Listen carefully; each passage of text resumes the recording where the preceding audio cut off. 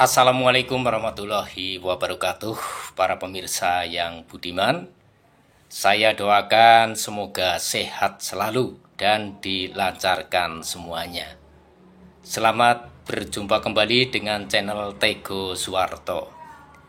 Dalam video sebelumnya, yaitu video yang berjudul I22 Sikatan Kejar Teknologi Indonesia Harus Maju. Dalam video tersebut beragam komentar baik yang pro maupun yang kontra. Namun demikian saya ucapkan terima kasih kepada para pemirsa yang budiman atas semua komentarnya itu. Akan tetapi kali ini saya tidak membacakan komentar-komentar tersebut dalam kontennya yang sekarang ini. Pada era pemerintahan Soeharto atau zaman Orde Baru, zaman sebelum adanya reformasi, Indonesia mengalami lompatan teknologi yang sangat signifikan. Hal tersebut dengan ditandainya saat itu Indonesia mampu membuat pesawat terbang yang berhasil diuji terbang, yaitu pesawat N250 Gatotkaca di langit Bandung pada tanggal 10 Agustus 1995. Sehingga setiap tahunnya tanggal 10 Agustus ditetapkan sebagai Hari Kebangkitan Teknologi Nasional. Hal itu berdasarkan keputusan Presiden Republik Indonesia nomor 71 tahun 1995 menjadi dasar peringatan hak Teknas setiap tanggal 10 Agustus. Penerbangan perdana pesawat N250 Gatotkaca dilakukan di Bandung pada tanggal 10 Agustus 1995, sekaligus menandai dimulainya peringatan hak Teknas yang menjadi tonggak penting dalam sejarah kebangkitan teknologi nasional. Seiring dengan berjalannya waktu pada tahun 1998, terjadi krisis moneter yang melanda Indonesia, yang berdampak dihentikannya proyek N250 Gatotkaca oleh pemerintah. Dengan diberhentikannya proyek N250 dalam beberapa tahun berikutnya, pesawat terbang berkapasitas 80 penumpang hasil rancangan mantan Presiden B.J. Habibie, R80 mengalami nasib yang sama, tidak jadi dikembangkan dan diproduksi, yaitu dengan dikeluarkan dari proyek strategis nasional PSN 2020-2024 oleh pemerintah. Pemerintah mengusulkan pembuatan pesawat nirawak nasional sebagai penggantinya. Badan Pengkajian dan Penerapan Teknologi BPPT mengembangkan drone Black Eagle EH4 dan EH5 yang sebanding dengan drone CH4 Rainbow buatan Cina. Jauh sebelumnya, Republik Indonesia memutuskan untuk membeli drone Anka Siha buatan Turki. Indonesia telah menciptakan proyek UAV Black Eagle. Ketika Black Eagle diciptakan oleh Indonesia, Indonesia benar-benar mengambil pendekatan yang berbeda dari langit dan darat dengan drone Anka Siha buatan Turki yang sedang dijual. Pada tahun 2019, Indonesia memperkenalkan Black Eagle, prototipe UAV dalam negeri sebelum mengakuisisi Anka Siha buatan Turki. Kelompok atau tim yang terdiri dari Kementerian Pertahanan, PT Dirgantara Indonesia, TNI, Institut Teknologi Bandung, Badan Pengkajian dan Penerapan Teknologi BPPT, dan Lembaga Penerbangan dan Antariksa Nasional LAPAN berkolaborasi dalam riset pengembangan elang hitam pada 2015. Organisasi-organisasi tersebut kemudian bergabung membentuk Badan Riset dan Inovasi nasional atau yang disebut BRIN. Dengan dimensi panjang 8,65 meter, lebar sayap 16 meter, dan tinggi 2,6 meter, terciptalah drone Black Eagle. Black Eagle memiliki berat lepas landas maksimum 1.300 kg dan kapasitas muatan 300 kg. Black Eagle memiliki kapasitas bahan bakar 420 liter dan waktu terbang 30 jam. Radius kendali garis pandangnya mencapai 250 km. Dengan asumsi terbang pada ketinggian 5.000 meter, Black Eagle dapat mencapai kecepatan maksimum 235 km per jam dan melaju antara 50 dan 180 km per jam. Batas ketinggian terbang drone ini ditakar sampai 7.200 meter. Landasan pacu yang dibutuhkan untuk pendaratan mencapai 500 meter, sedangkan untuk lepas landas dibutuhkan landasan sepanjang 700 meter. Drone tersebut mulai dikembangkan ke level tempur pada 2021, setelah mulai dikenalkan ke masyarakat umum pada akhir tahun 2019. Sesuai arahan Presiden Republik Indonesia, BPPT akan terus melakukan pengembangan hingga ke level kombatan dengan menggandeng konsorsium Punamel Elang Hitam untuk menjaga wilayah Indonesia di sepanjang perbatasan. Pada awalnya, selain BPPT, PT Dirgantara Indonesia, PT DI, Lapan, TNI Angkatan Udara, ITB, PT Len Industri, dan lain-lain turut serta dalam kerjasama pengembangan drone elang hitam.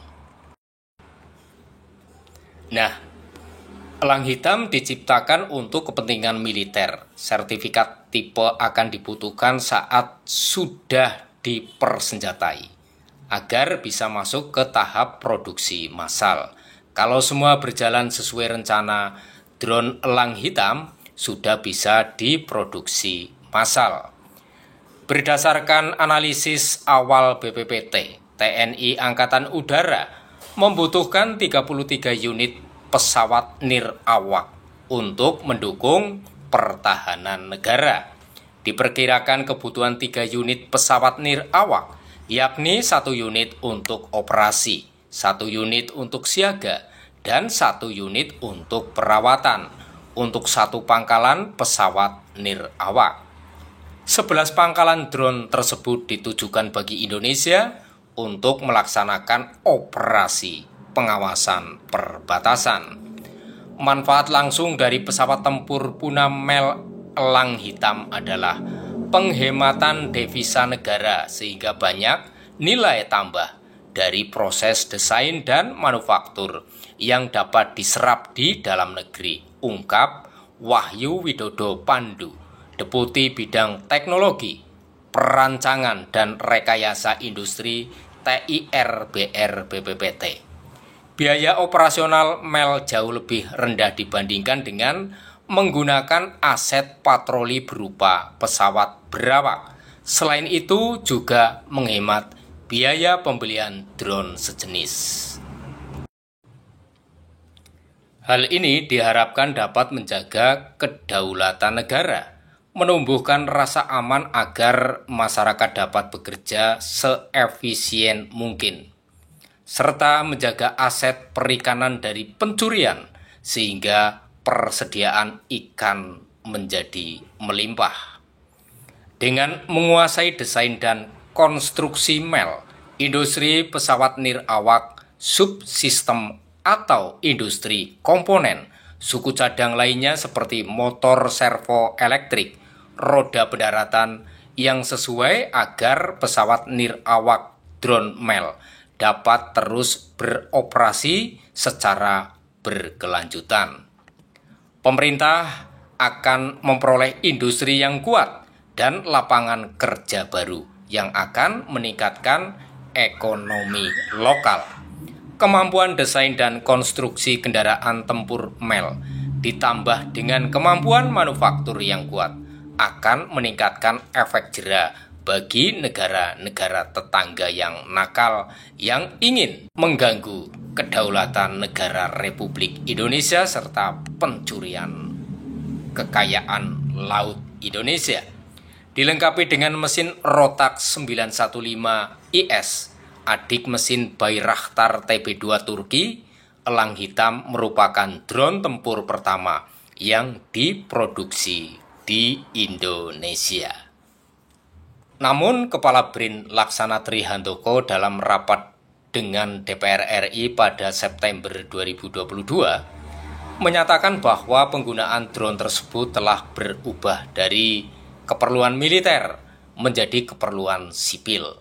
Hal itu berdasarkan hasil penilaian yang dilakukan pada Juli hingga Desember 2021, termasuk hasil uji terbang Black Eagle yang gagal di Pangandaran.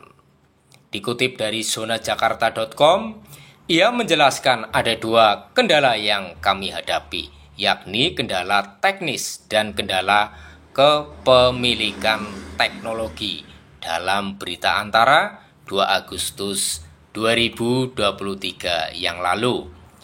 Terkait masalah teknis, Handoko menyatakan bahwa setiap komponen pesawat belum menjalani pengujian yang memadai sesuai dengan tahapan dan persyaratan yang ditetapkan. Seharusnya tahapan ini sudah selesai sebelum uji terbang perdana. Dalam hal kepemilikan teknologi, ia mengungkapkan bahwa kecuali platformnya, semua teknologi utama Black Eagle, khususnya sistem misinya, berasal dari luar negeri. Teknologi yang digunakan untuk sistem misi ini berasal dari sebuah perusahaan di Spanyol, ungkapnya. Proyek Black Eagle yang dirancang untuk kemampuan tempur dihentikan oleh Badan Riset dan Inovasi Nasional BRIN pada akhir tahun 2022. Nah, sebagai penggantinya, BRIN mengalihkan pengembangan Black Eagle dari versi militer ke versi sipil. Pengalihan ini dilaksanakan menurut BRIN setelah Black Eagle gagal diluncurkan selama uji coba pada bulan Desember 2021. Selain itu, Black Eagle dialihkan karena ada masalah dengan mitra yang memiliki teknologi pengembangan drone penting. Produsen drone asal Turki, Ankasiha, dikabarkan tak ragu menawarkan dukungan kepada Republik Indonesia kendati proyek elang hitam menghadapi sejumlah tantangan signifikan dalam pengembangannya. Situs web Turkish Aerospace Industries INC, TUSAS, yang menyatakan bahwa Indonesia akan membeli drone Ankasiha, dikutip oleh zonajakarta.com. Untuk mendapatkan selusin pesawat nirawak, Indonesia telah menghabiskan sekitar 300 juta dolar untuk membeli drone Ankasiha buatan Turki.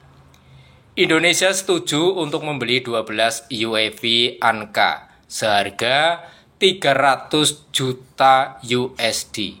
TUSAS mengklarifikasi bahwa kesepakatan tersebut ditandatangani pada 2 Februari 2023 di kantor Kementerian Pertahanan Indonesia di Jakarta. Selain drone, Turki akan memberikan transfer teknologi dan bantuan kepada Indonesia dalam pengembangan Black Eagle.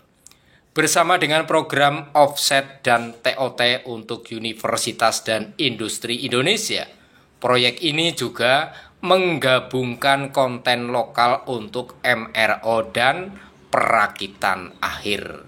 TUSAS mengatakan, Turkish Aerospace juga berkomitmen untuk membantu UAV lokal Indonesia proyek Black Eagle. Republik Indonesia akan membangun 6 pesawat nirawak Anka yang dibeli dari Turki. Nah, mengingat kegagalan pengembangan Black Eagle, sektor militer Indonesia, khususnya PT Dirgantara Indonesia, harus memanfaatkan kerjasama tersebut untuk membangun 6 sistem Anka di dalam negeri. Membangun UAV membutuhkan waktu, terutama jika infrastruktur dan elemen pendan perakitan satelit yang mencakup area seluas 700.000 meter persegi. Lebih dari 6.000 profesional dan teknisi bekerja untuk organisasi tersebut. Nah, para pemirsa yang budiman, bila kita mencermati hal tersebut, produksi dan pengembangan pesawat N250 Gatot-Kaca gagal, R80 gagal, dan drone juga gagal.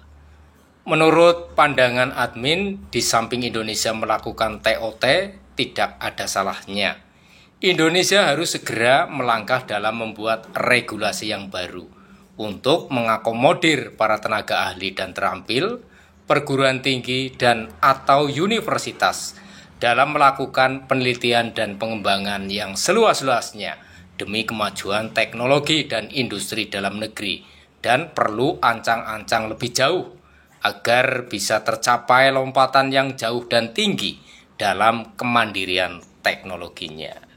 Demikian para pemirsa, apabila ada saran dan kritik yang membangun, silakan untuk mengisi kolom komentar pada kolom komentar yang telah disediakan.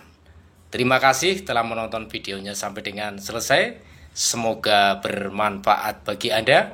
Akhirul Holi, wassalamualaikum warahmatullahi wabarakatuh.